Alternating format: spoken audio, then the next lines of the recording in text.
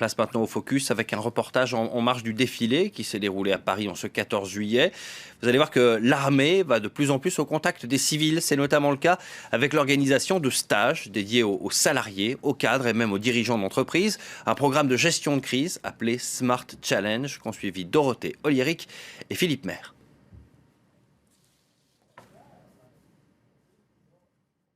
Les tirs se rapprochent. Je vous demande de vous taire et d'être aux ordres des militaires.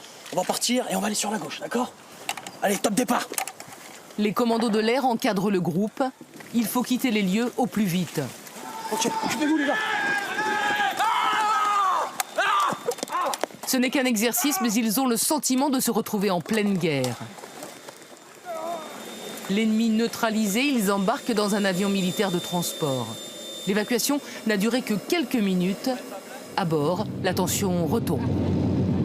C'est vraiment le type de scénario complètement réel d'évacuation, d'exfiltration de ressortissants, comme on pourrait l'avoir en France d'ailleurs.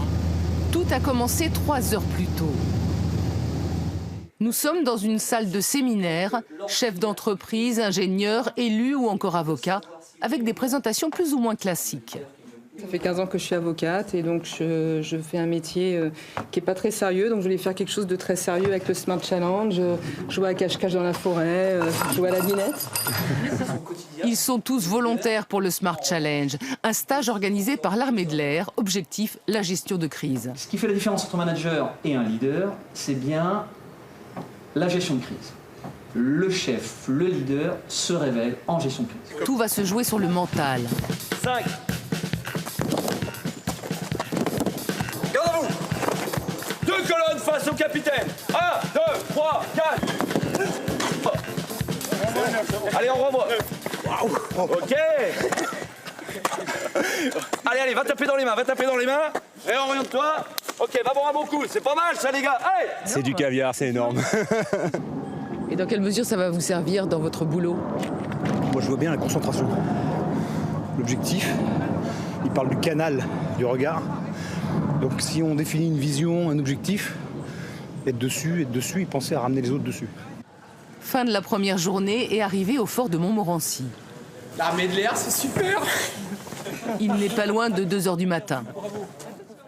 C'est un lieu, ma foi, avec beaucoup d'héritage, mais aussi très humide. Si vous voyez ce que je veux dire. La nuit, vous faites attention parce qu'il y a du sanglier. C'est dans les entrailles du fort que les stagiaires vont passer la nuit. Et la surprise est un peu rude. Je suis fatiguée, de toute façon je peux dormir n'importe où. 4 heures plus tard, le réveil est brutal.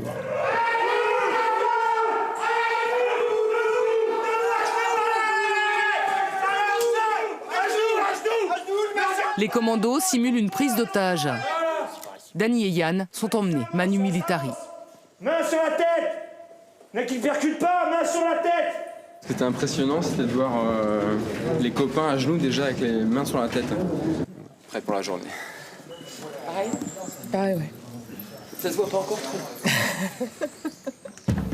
Et pourtant, une demi-heure plus tard, les choses sérieuses commencent.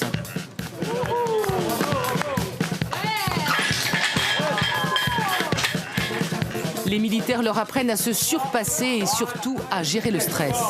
Voilà. C'est haut, c'est très très haut. Moi je suis avocate, hein, donc c'est pas du tout les mêmes combats. Hein.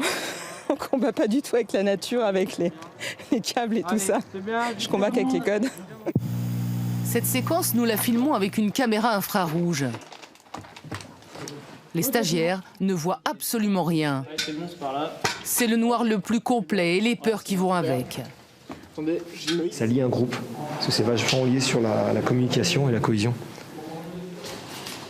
Pour finir ce parcours d'évasion, certains peuvent mettre 3 ou 4 heures. Appuie, fais gaffe à droite. Dehors, dans des conditions strictes de sécurité, ils s'exercent au tir de combat. Contact dans baraque. Engage. Ok, tire encore, engage. Ok, ennemi neutralisé. Des adultes qui jouent à la guerre, mais pas seulement. Ok. Contact. Il y a un vrai enjeu, même si c'est une simulation, il y a une vraie méthode, une vraie méthodologie, un vrai, on va dire, travail d'équipe, effectivement, avec 3 rôles bien définis. C'est exactement ça. Et on n'est clairement pas, effectivement, dans la pétarade à tout va, dans le cadre d'un paintball ou autre, quoi. Donc ça n'a rien à voir. que je vous conseille, le temps que l'orienteur fasse le point pour les militaires, le Smart Challenge permet de resserrer le lien entre l'armée et les civils, de faire découvrir leur univers.